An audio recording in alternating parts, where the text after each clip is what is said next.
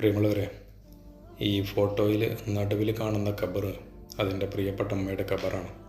അതിന് ഇടവും വലവും കാണുന്ന രണ്ട് ഖബറുകൾ ഉമ്മാൻ്റെ സഹോദരന്മാരുടെ ഖബറുകളാണ്. നമ്മൾ മലപ്പുറം ഭാഷയിൽ പറഞ്ഞാൽ ഉമ്മാൻ്റെ ആങ്ങളമാരെ ഖബർ.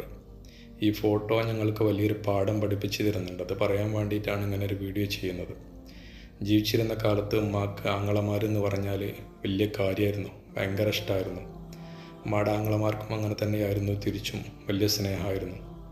മൂന്ന് പേരും സുഖമില്ലാതെ കിടക്കുന്ന സമയത്തൊക്കെ അങ്ങോട്ടും ഇങ്ങോട്ടും പരസ്പരം കാണാനൊക്കെ വരികയും പോവുകയൊക്കെ ചെയ്യുമായിരുന്നു. അപ്പോൾ ഇവരുടെ സ്നേഹം കാണുമ്പോൾ നമുക്ക് അത്ഭുതം തോന്നാനുള്ളൊരു കാരണം എന്താണെന്ന് വെച്ചാൽ, ഇവരെ മൂന്ന് പേരുടെയും ഉപ്പ ഒരാളാണെങ്കിലും രണ്ട് ഉമ്മമാർക്ക് ജനിച്ച മക്കളായിരുന്നു ഇവർ.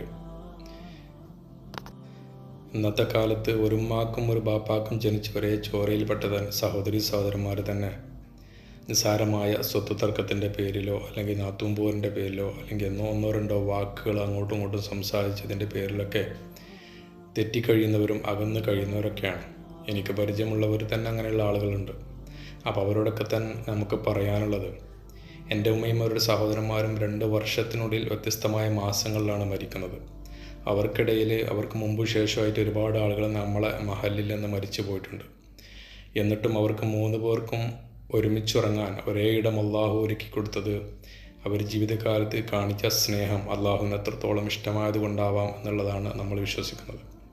അല്ലെങ്കിൽ അവർക്ക് ഇടയിൽ ഇവരുടെ 3 പേരുടെയും ഖബറുകൾക്കിടയിൽ മറ്റു പലരുടെയും ഖബറുകൾ സ്ഥാനം പിടിക്കുമായിരുന്നല്ലോ.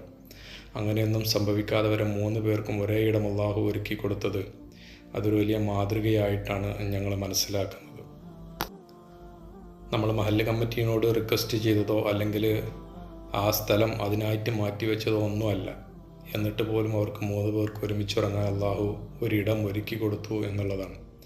അപ്പോൾ നമുക്ക് ഇങ്ങനെ പരസ്പരം നിസ്സാരമായ കാര്യങ്ങളുടെ പേരിൽ തെറ്റിക്കഴിയുന്ന സഹോദരന്മാരോടൊക്കെ പറയാനുള്ളത്, നമ്മളൊക്കെ ഈ ലോകത്ത് ചുരുങ്ങിയ കാലം മാത്രമേ ജീവിക്കുള്ളൂ.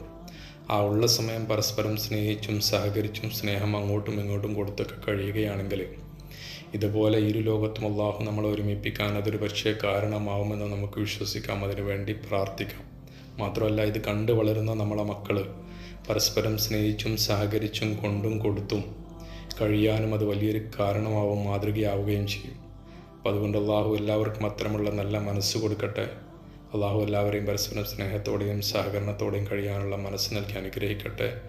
ആമീൻ എന്ന് പ്രാർത്ഥിക്കുന്നു. അസ്സലാമു അലൈക്കും.